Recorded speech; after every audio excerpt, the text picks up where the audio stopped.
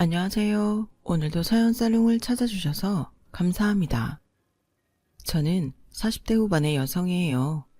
요새 사연을 들으며 지나온 시간을 자꾸 돌아보게 되더라고요. 남을 힘들고 고통스럽게 하면 결국 모두 자기한테 돌아온다는 걸 절실히 느낀 때가 있었거든요. 그런 제 이야기를 해보려고 해요. 저희 가족은 지방에서 살다가 제가 고등학교 때 서울로 이사를 왔어요. 아빠가 회사를 옮기게 돼서 다 같이 온 거였죠. 고향을 떠날 때는 친척들하고 친구들이랑 헤어지기 싫어서 펑펑 울기도 했었네요. 저희 집안이 다들 가까운 데에 살아서 서로의 사정도 잘 알고 모두 친형제나 다름없이 지냈었거든요. 하지만 하나 둘 직장이나 공부 때문에 흩어지기 시작했고 저희 집도 그중 하나였어요. 떠나는 날 저와 동갑내기였던 친척과 서로 껴안고 울고 안 보일 때까지 손을 흔들었던 기억이 아직도 생생해요. 저는 공부보다는 뭔가 만들거나 장식을 하는 데에 더 관심이 많았어요. 성적에 맞춰 적당한 대학에 갔지만 그때에도 수공예품을 만드는 교실에 간다던가 꽃꽂이를 배우러 다니는데 정신이 팔렸죠. 결국 저는 플로리스트 자격증을 따서 규모가 꽤 있는 꽃집 체인점에 취업을 하게 됐어요. 그래, 뭐든 네가 하고 싶은 거 하면서 바꿈지 않으면 그게 최고긴 하지. 기왕 취직한 거 잘해서 네 가게까지 차릴 수 있게 해봐. 라며 엄마는 어쩔 수 없다는 듯 허락하셨어요.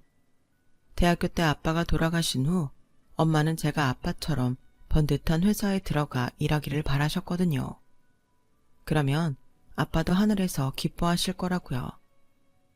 엄마, 아빠도 내가 하고 싶은 일을 하면서 즐겁게 사는 걸 더 좋아하실 것 같아.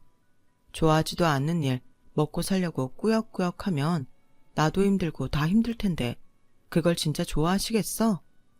라고 설득도 했고 그나마 괜찮은 데에 취업을 해서 엄마도 좋게 생각하게 된 것 같아요.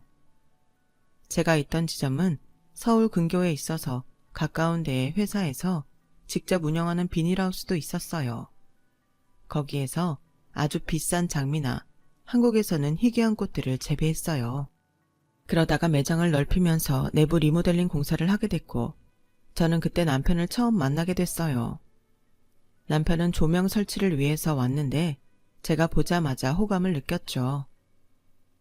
조명도 어디에 어떻게 설치하느냐에 따라서 내부가 확 달라 보이네요. 그럼요. 어떤 물건이든 조명 하나로 달라 보일 수 있어서 굉장히 중요해요. 저도 좀 가르쳐 주세요. 일에는 절대 방해 안 할게요. 다 끝나시고 제가 차 대접하면서 배워도 되죠? 라며 적극적으로 다가섰고 그걸 계기로 저희는 자연스럽게 사귀는 단계까지 발전하게 됐어요. 저희는 3년 정도 연애를 하고 결혼을 하게 됐고 지금까지도 부부의 연을 맺고 살고 있어요. 하지만 오늘에 이르기까지 어려운 시간들이 많았어요. 남편은 조명 설치 일을 했지만 하청을 받아서 하는 곳의 팀장이었는데 이름이 팀장이지 공사가 있을 때마다 사람을 모아서 작업을 해야 하는 작은 회사에 있었어요. 남편도 그곳에 계약직으로 있었기 때문에 수입도 많지 않았고요. 저 역시 사회생활을 시작하고 몇 년 되지 않았기 때문에 모아놓은 돈이 얼마 되지 않아서 혼수나 집 문제가 이래저래 걸리더라고요. 원래 둘이 혼수는 기본만 하고 신혼집 얻을 돈을 반반씩 내기로 했어요. 욕심을 부려서 아파트를 얻을 생각은 전혀 없었고 저희 형편에 맞는 집이면 어디든 괜찮았어요. 재영씨, 우리 그냥 작은 오피스텔 같은 데서 시작하자. 난 사실 옥탑방이나 지하는 자신 없지만 그런 데만 아니면 그냥 원룸만 있어도 괜찮아. 그래도 신혼집인데 어떻게 원룸에서 시작을 해. 돈은 내가 마련할 테니까 너무 걱정하지 말고 성이 네가 마음에 드는데 찾아보고 있어. 아니야, 재영씨. 나는 무리해서 아파트 같은 데는 가고 싶지 않아. 방 한 칸이어도 마음 편한 게 최고야. 너무 무리하지 말자. 장모님께서 괜찮다고 하실까? 그래도 하나뿐인 딸 신혼집인데. 우리 엄마 그런 걸로 뭐라고 하실 분 아니야. 당연히 형편에 맞춰서 해야지. 엄마도 그러라고 하실 거야. 내가 미안하다. 성희 너도 다른 여자들처럼 예쁘고 큰 집에서 신혼살림 차리고 싶을 텐데. 난 전혀 신경 안 쓰니까 그런 생각 하지 마. 결국 저와 남편은 제 뜻대로 작은 욕실과 부엌이 딸린 오피스텔을 계약하게 됐어요. 남편은 자기가 더 능력이 있었으면 좋았을 거라며 저와 친정엄마한테 미안해했지만 정말 저는 아무렇지도 않았어요. 자기 능력 안에서 최대한 누리며 사는 게 가장 큰 행복이라는 말을 어릴 때부터 줄곧 듣고 자랐기 때문에 상황에 맞게 시작하고 조금씩 집을 늘려가는 게 더 좋다고 생각했죠. 그렇게 저희 두 사람은 신혼집 계약을 하고 양가 부모님께 찾아가 말씀을 드렸어요. 남편의 걱정과는 달리 친정엄마도 시어머니도 반대하지 않았어요. 니들 둘이 살면서 편하면 됐지 왜 내 눈치를 봐. 이건 당사자들이 결정하는 게 맞는 거니까 마음 쓸 거 하나 없어. 라며 엄마는 오히려 저와 남편한테 잘했다며 다독여 주셨어요. 시어머니는 제가 당황할 정도로 저한테 미안해했고요. 얘, 너 정말 원룸 오피스텔에서 신혼 시작해도 괜찮아? 좀 무리해서 조그마한 아파트라도 들어가면 더 좋지 않겠어? 저 진짜 괜찮아요. 제가 오피스텔도 좋다고 먼저 말했어요. 너무 걱정하지 마세요. 저희가 살면서 벌어서 늘리면 되니까요. 미안하다. 우리도 사정이 안 좋아서 보태주지도 못하고 가시집 오는 너한테 불편을 끼치는구나. 내가 재영이 좀만 더 신경 써서 교육을 시켰으면 더 나았을지도 모르는데. 아무튼 네 뜻이 아무리 그래도 아파트 작은 거라도 알아보는 게 어떻겠니? 살다 보면 짐도 금방 늘어날 거야. 그럼 물건 둘 데도 없어서 또 집 알아봐야 된다. 처음에 좀 무리가 돼도 아파트 알아보면 좋겠다. 라며 계속 미안하다는 말씀을 하시는데 저도 어른이 저렇게까지 이야기하는데 딱 자르기가 좀 그렇더라고요. 남편도 시어머니와 이야기를 한 다음에는 계속 불편해 보였어요. 성야, 우리 부동산 몇 군데만 가볼까? 솔직히 나 어머니한테는 좀 불편하게 하고 싶지 않은 마음이 있거든. 네가 좋다고 하니 오피스텔 계약했지만 아직 날짜가 많으니 위약금 좀 물면 될 테고 좀 알아보기라도 하자. 재영씨 마음이 정 그러면 어쩔 수 없지. 그래, 우리 한번 알아보기는 하자. 저희는 부동산을 찾아가게 되었고 신혼집으로 적당한 데를 살펴봤어요. 그리고 난 후 남편과 집 문제를 다시 의논을 하게 되었어요. 나는 예정대로 오피스텔에 갔으면 좋겠어. 근데 재영씨도 그렇고 어머니도 너무 신경을 쓰는 것 같으니까 내가 오히려 미안해지네. 그래서 말인데 내가 대출을 좀 받을 수 있으니까 작긴 해도 14평짜리 아파트는 할 수 있을 것 같아. 엊그제 봤던 그 아파트 말하는 거지? 실은 나도 거기라면 어떻게 할 수 있지 않을까 생각했어. 그럼 우리 거기로 정하자. 라며 남편도 좋아하더라고요. 결국 저희는 각자 대출을 받아서 14평짜리 아파트를 사기로 했어요. 아우 잘했다. 내가 도와주지는 못했지만 그래도 니들이 아파트로 들어간다니까 난 보기도 떳떳하고 마음이 좀 놓인다. 잘 생각했어. 진작에 그랬어야지. 라며 시어머니는 자기가 집을 산 것처럼 좋아했어요. 어른들 입장에서는 남의 눈도 무시할 수 없으니 그런가 보다 했고 그래도 좋아하는 모습을 보니 집을 사기를 잘했다는 마음이 들었어요. 그렇게 저희는 결혼을 하고 신혼생활을 하게 되었고 둘이 워낙 죽이 잘 맞아서 매일이 즐거웠어요. 주변을 보면 결혼한 부부들 대다수가 신혼 때 엄청 싸운다고 하던데 저희 둘은 정말 싸울 일이 없어서 그게 문제였어요. 3개월이 지나도 싸움 한 번 한 적 없어서 싸우면 어떻게 될지 궁금할 지경이었죠. 시어머니도 저를 너무 편하게 해줘서 이래도 되나 싶을 정도였고요. 하지만 남편은 항상 시어머니한테 뭔가 조심스러웠어요. 저야 며느리라서 그렇다고 하지만 친아들인데도 좀 눈치를 보는 게 이상하게 느껴졌어요. 실은 남편이 결혼 전 자기는 집안에서 미운 오리 새끼라고 했었어요. 어머니는 어릴 때부터 형만 감싸고 돌고 무조건 형 위주였어. 내가 형이랑 싸우면 그게 형 잘못이어도 나만 혼났고. 그래서 그런지 여전히 마음이 편하지 않아. 집 문제도 괜히 나중에 책 잡히는 게 아닐까 해서 아파트로 하자고 했던 거야. 하지만 결혼 후에도 시어머니가 남편한테 듣던 것과는 달라서 좀 의아한 생각도 들었어요. 어머니가 재영 씨도 결혼했으니 이제는 바뀌신 게 아닐까? 그렇다면 좋겠는데 지금은 신혼 초인 것도 있고 성인이가 어떤지 두고 보려고 그러는 것 같기도 해.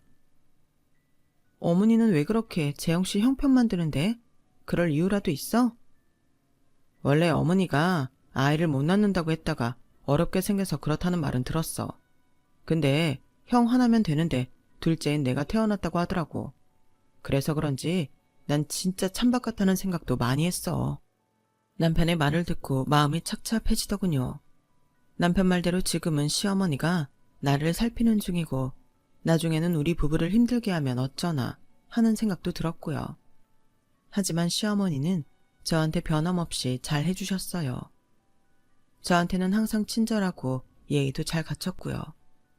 친구들한테 들었던 시집살이 시키는 시어머니들하고는 너무 달랐어요. 남편이 결혼했으니 이제 변했나 보다 하며 완전히 마음을 놓게 된 건 결혼하고 6개월이 지나서였어요.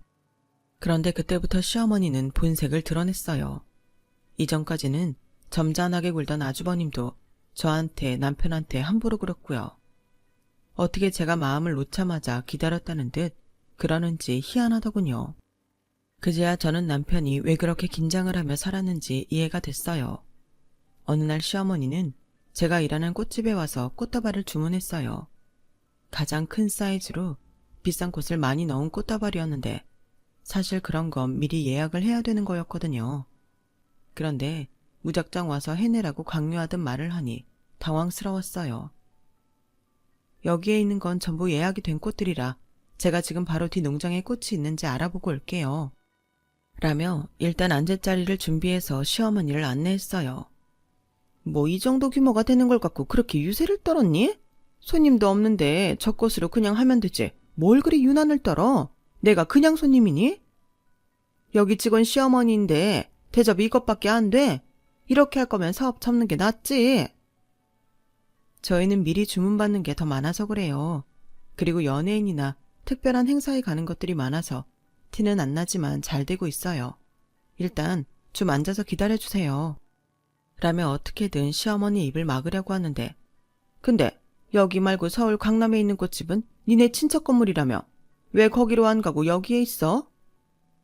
어머니, 제가 여기 들어온 건 그 건물하고 전혀 상관없어요. 제가 제 힘으로 이력서 내고 면접 봐서 들어왔고요. 강남에 있는 건물이 친척분 거라는 것도 저는 나중에 알았어요. 근데 어머니 그거 어떻게 하셨어요? 저는 남편한테도 말 안 한 걸 시어머니가 알고 있는 것에 너무 놀랐어요. 얘, 너는 왜 그런 인맥을 사용할 생각을 안 하니? 여기 지점장도 모르는 것 같은데. 그런 건 네가 적극적으로 말해야 되는 거야. 그래서 기회 봐서 네가 강남 꽃집에 지점장으로 가겠다고 해. 어떻게 돼 내가? 그렇게 주변머리가 없니? 라는 시어머니 말에 너무 당황스럽고 얼굴이 화끈거렸어요. 얼마 전까지만 해도 제 앞에서 예의도 차리고 말도 조심스럽게 하던 분이 이렇게 180도 변하니까 어찌할 바를 모르겠더라고요. 그리고 그날 황당한 일이 또 있었어요. 시어머니 꽃다발을 만드느라 꽃을 가져오고 다들 시간 맞춰서 꽃바구니며 꽃다발을 세팅해 놓느라 정신이 없는 사이에 시어머니가 제일 비싼 화분 하나를 그냥 가져간 거였어요. 저도 매장 사람들도 마감할 때에야 그걸 알게 됐고요. 몇 번이고 화분을 다시 체크해봐도 하나가 없었는데 그제야 알바를 하던 학생이 조심스럽게 입을 연 거였어요. 실은 아까 선생님 시어머니가 들고 가셨는데 너무 당당하게 갖고 가셔서 김 선생님이 드린 건 줄 알았어요. 그때 말씀드려야 됐는데 죄송해요. 아니야, 지은 씨가 왜. 괜찮아. 저는 알바생을 달래고 지점장과 직원들한테 사과를 하느라 계속 허리를 숙여야만 했어요. 정말 너무너무 황당하고 할 말을 잃었어요. 김 선생 가족분 일이라 우리가 경찰에 신고도 못하겠고 어쩌지? 어쩌긴요 점장님. 당연히 제 월급에서 빼야죠. 그게 맞아요. 그렇게 수습을 하고 집에 온 저는 남편한테 조심스럽게 시어머니가 꽃집에 다녀간 이야기를 했어요. 내가 어머니한테 말할게. 아무리 며느리가 일하는 데라지만 그렇게 마음대로 행동하시면 안 되잖아. 근데 안 그래도 재영씨 못마땅해 하시는데 괜찮겠어? 난 그냥 알고나 있으라고 말한 거야. 일단 가만 있어봐. 저는 남편을 진정시키고 이번만은 넘어가자 생각했어요. 처음이시니 시어머니가 잘 몰라서 그랬을 수도 있으니까요. 그런데 시어머니는 자꾸 연락 없이 찾아와서 비싼 꽃다발을 주문해서 그냥 들고 가기 일쑤였고 올 때마다 화분도 하나씩 들고 가는 게 점점 도를 지나치기 시작했어요. 나중에는 아예 바쁜 시간대까지 파악하고 와서 다른 손님이 예약한 꽃다발이나 꽃바구니까지 들고 가는 거였어요. 저는 시어머니가 그 꽃들이 다 어디에 필요한 건지 궁금해지더라고요. 그런데 시어머니 주변에 그렇게 행사나 잔치가 많은 것도 아니어서 이상하다 싶었는데 시댁에를 가봐도 저희 매장에서 가져간 화분들이 보이지 않는 거였어요. 정말 이상하네. 어머니는 가져간 화분 다 어디 놓는 거지? 어머니, 그거 아마 비싸게 받고 팔았을 거야. 라며 남편은 예상했다는 듯 담담하게 말하더군요.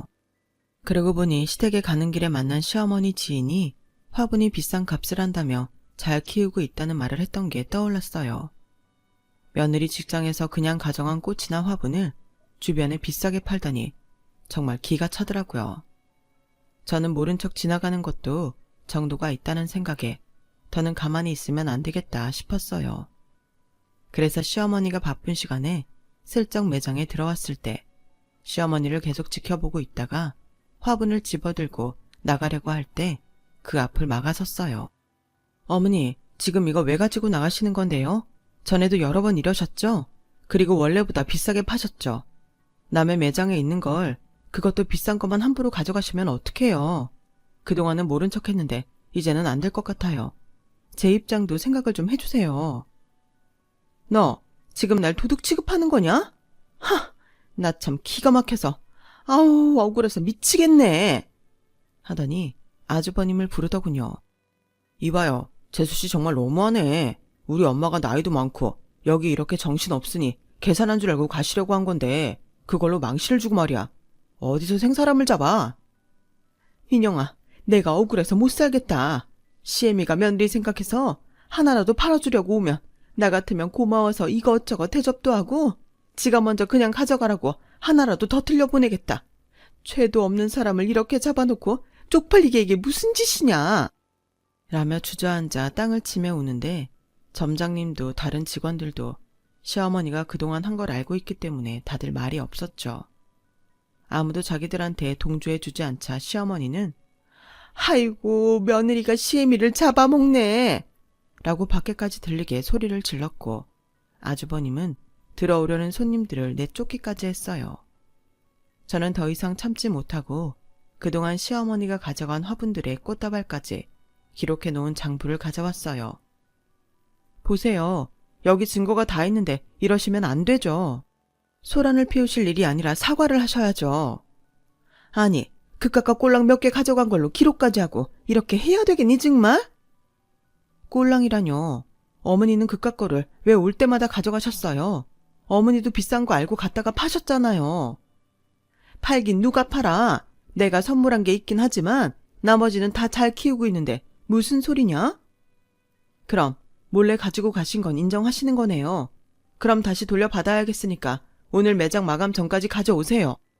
라고 하자 시어머니와 아주버님은 당황해서 서로를 쳐다보더군요. 재수씨, 우리 가족이잖아. 이렇게 안 해도 될 일을 너무 크게 만들지 말고 그냥 좋게 넘어갑시다 좀. 그래 얘, 시애미한테 팍팍하게 굴어서야 되겠니? 그거 다 나한테 선물했다고 생각해. 그럼 편하잖아. 그럼 앞으로 여기 와서 뭐든 마음대로 가지고 가지 마세요. 예고도 없이 불쑥 찾아오지도 마시고요. 그거 약속하신다면 저도 이대로 마무리할게요. 두 사람은 떨떠름한 표정으로 어쩔 수 없이 알겠다며 약속을 하고 갔어요. 그 후 시어머니는 제가 일하는 꽃집에는 얼씬도 안 하더군요. 하지만 그때부터는 틈만 나면 시댁에 오라 가라 시집살이를 시켰어요. 아주버님은 자기 빨래까지 제 앞에 다 던져놓고 하고 가라며 전보다 더 함부로 굴었고요. 정말 어디서 배워먹은 싸가지인지 남편의 형만 아니었으면 한 대 때려서라도 가르치고 싶은 데가 한두 번이 아니었어요. 남편은 워낙 두 사람 앞에서 주눅이 들어있는 게 몸에 배어서 두 사람이 잘못하는 걸 알고 따지려고 해도 잘 못하더라고요. 시어머니랑 아주버님 얼굴만 봐도 힘들어할 때도 있었고요. 저도 점점 시간이 지날수록 지치고 힘들었어요. 최대한 시댁하고는 마주치지 않고 살기를 바랐죠. 그래서 시어머니가 부른다고 무작정 가지 않았고 안부 전화만 드리고 제사나 명절 때만 가기로 했어요. 야, 너는 결혼해서 1년도 안 된 애가 시댁 안을 궁리만 하냐? 그건 어디서 배워먹은 버르장머리야? 어머니가 그렇게 생각하시는 건 어쩔 수 없는데 저랑 남편도 저희 생활이 있잖아요. 그리고 제가 왜 아주버님 속옷빨래까지 해야 되는지 모르겠어요. 정 일손이 부족하시면 제가 도우미 불러드릴게요. 아우, 저 못된 것. 한마디도 안 지고 따박따박 말 대답하는 거 봐. 뭐라고 말씀하셔도 저는 그렇게 해야겠어요. 그리고 어머니, 전에는 저 일하는 데 오셔서 가져가신 거 제가 눈 감아 드렸는데요. 만약 앞으로 또 그러시면 그때는 저도 회사 방침대로 경찰을 부를 수밖에 없어요. 알고 계셔야 될 것 같아서 말씀드려요. 자꾸 저하고 그 사람한테 말도 안 되는 요구하시면 전에 마음대로 가져가신 화분값하고 꽃값 다 받아야겠어요. 라고 하자 시어머니는 그제야 입을 다물었어요. 뒤늦게 그 이야기를 들은 아주버님은 전화로 저한테 집안 말아먹을 여자가 들어왔다고 할 말 못할 말을 다 퍼부었죠. 그래도 제가 꿈쩍도 안 하자 어쩔 수 없이 포기하더군요. 저와 남편은 저희만의 일상을 갖게 되었고 시댁과는 상관없이 기본적인 예의만 하며 지냈어요. 제사 때나 명절 때 저희가 찾아가면 아주 냉랭하게 대하고 쳐다보지 않을 때도 많았지만 그러든지 말든지 저희 할 도리만 하고 집에 왔죠. 그렇게 1년 반 정도 시간이 지났을 때였어요. 어느 날 시어머니가 저한테 전화를 했어요. 할 말이 있으니까 시댁에 오라고 하더군요. 네가 우리 집에 오기 싫어하는 거 알아. 나도 너 보기 싫어. 그래도 아주 중요한 일이라서 너한테 말을 하려는 거니까 꼭 들러라. 안 오면 후회할 거다. 어쩔 수 없이 시댁에 갔죠. 그랬더니 시어머니가 말도 안 되는 소리를 하는 거였어요. 우리 급하게 써야 할 돈이 생겼으니까 너희 신혼집 팔아라. 네? 저희 집을 왜요? 돈이 필요하시면 빌려달라고 하시던지 다른 데 알아보셔야죠.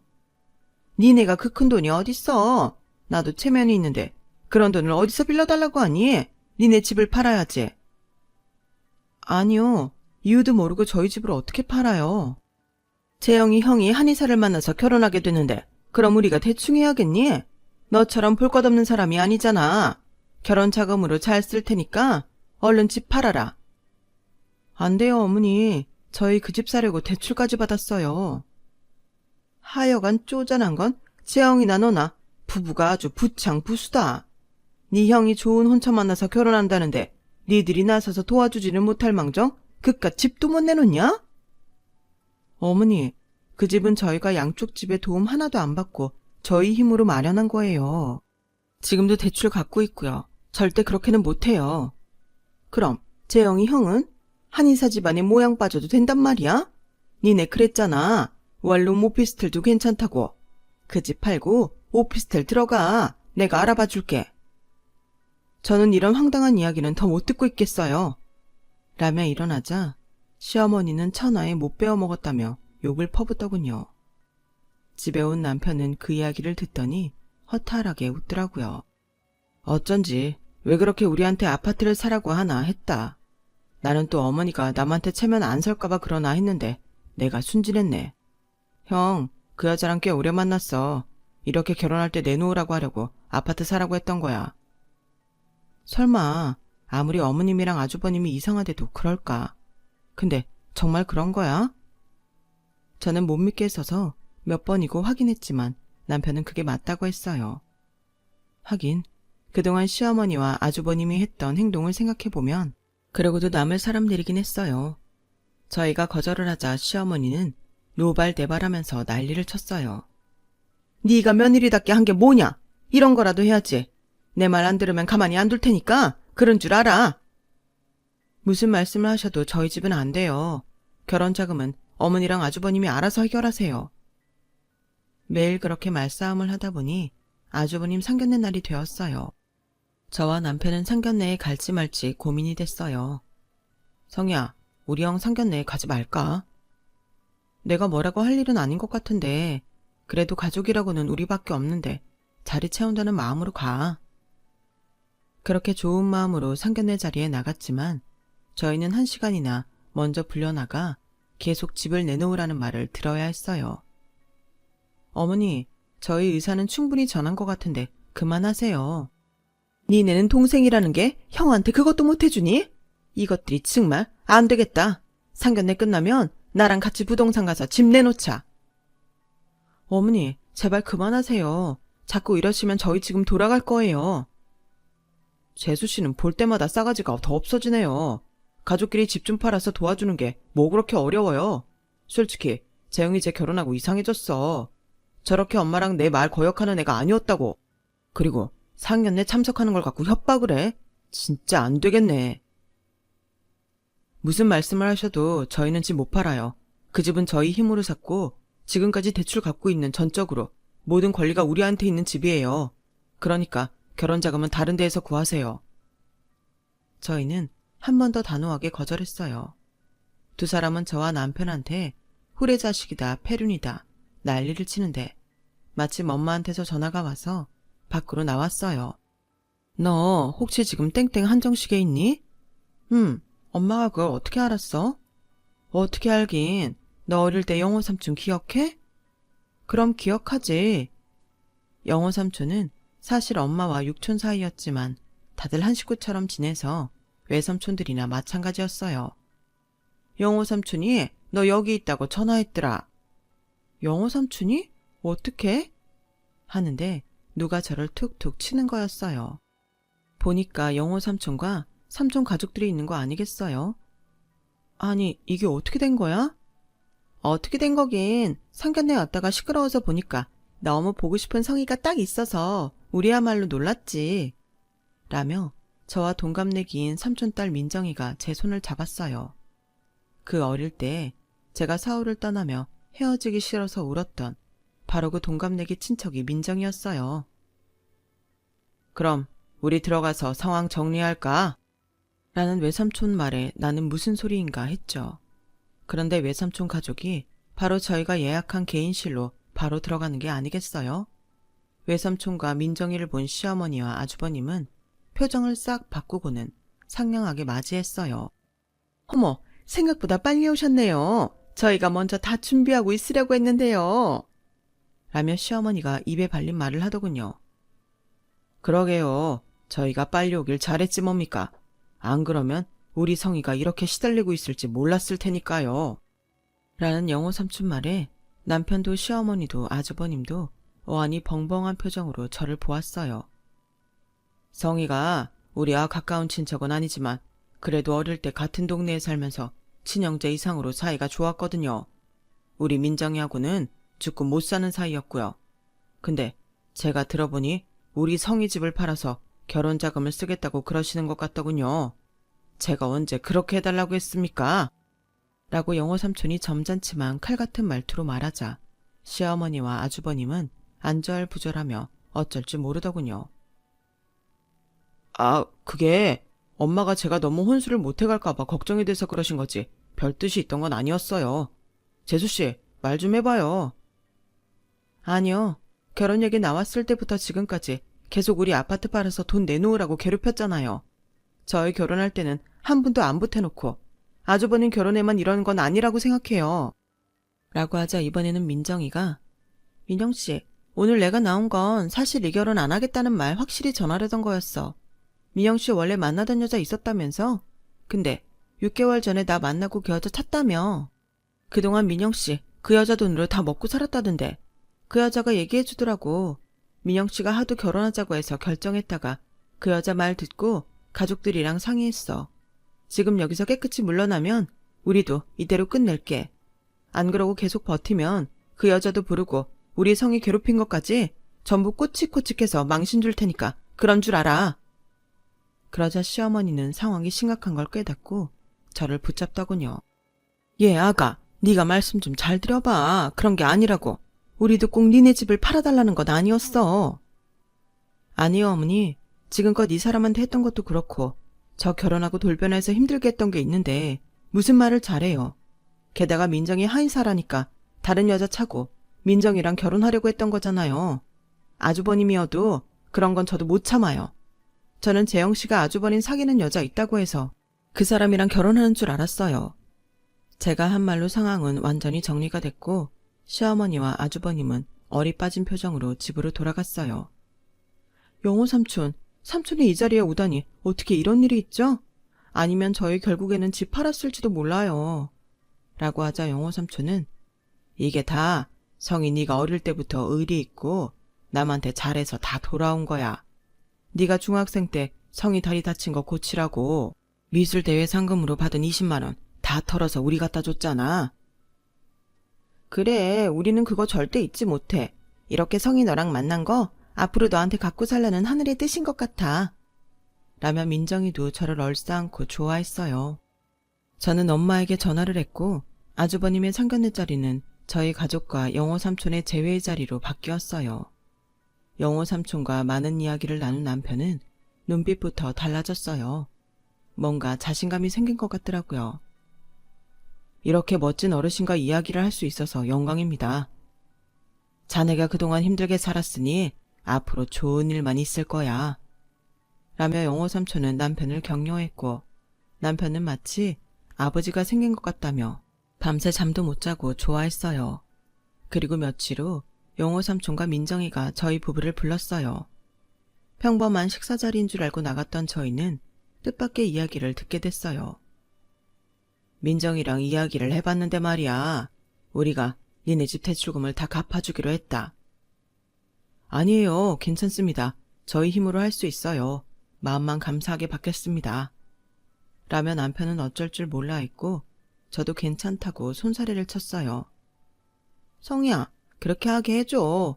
어릴 때 네가 돈을 준 것도 그렇고 내가 입원해 있을 때 꼬박꼬박 내 옆 지켜주고 숙제도 갖다주고 학교에서 무슨 일 있었는지 이야기해주고 그런 거 생각하면 지금도 뭘로 갚아야 할까 그 생각만 들어. 넌 그거 충분히 받을 자격 있어.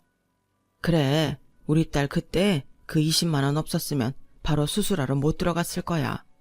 그때는 우리 형편이 어려웠잖아. 지금 우리가 떵떵거리면서 살게 되고 민정이 한의사 된 거 어찌 보면 다 성이 네 덕이다. 그러니 그건 받아줘라. 라며 굳이 저희 대출금을 주시는 거였어요. 엄마는 다 우리 생각해서 하시는 거니 감사하게 받고 그만큼 너네가 잘하며 살라고 하셨어요. 저희도 결국은 감사하게 받아들였고요. 하마터면 집도 없어질 상황이었는데 이렇게 바뀌다니 정말 인생은 어떻게 될지 모르겠다 싶더군요. 그래도 한 가지 분명한 게 있다면 그건 남에게 해를 끼치지 않고 나한테나 상대한테나 부끄럽지 않게 살면 항상 좋은 일로 돌아온다는 거예요. 저희 부부는 그렇게 위기를 넘기고 나중에는 살림을 늘려서 더 큰 집으로 이사를 갔답니다. 그때 이후로 남편도 시댁과의 연락을 다 끊었고요. 아무리 핏줄이라도 보지 말아야 할 사이도 있는 것 같아요. 남편은 지금 어엿한 한 회사의 부장님이 되었고 저는 농장을 운영하며 딸 둘과 함께 행복하게 살고 있어요. 제 이야기는 여기까지예요. 들어주신 모든 분들 건강하시고 좋은 일 많이 생기시길 바랄게요. 언제나 행복하세요. 감사합니다. 여러분, 사연 댓글에 응원과 현명한 조언 부탁드려요. 좋아요와 구독은 저에게 큰 힘이 됩니다. 오늘도 좋은 일 가득하세요.